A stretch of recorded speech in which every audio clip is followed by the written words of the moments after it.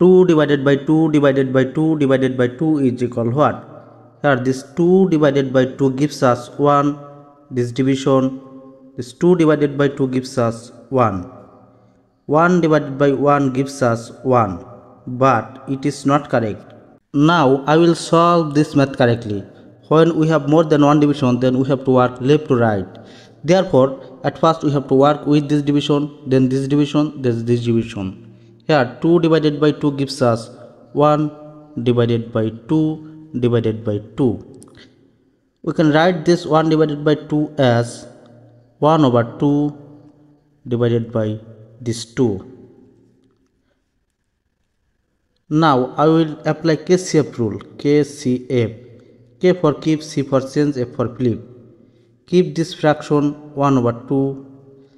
Change this division to multiplication and flip this to 1 over 2.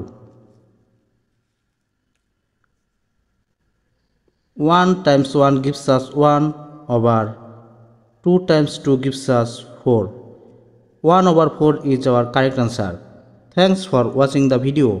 Please like, comment, share and subscribe.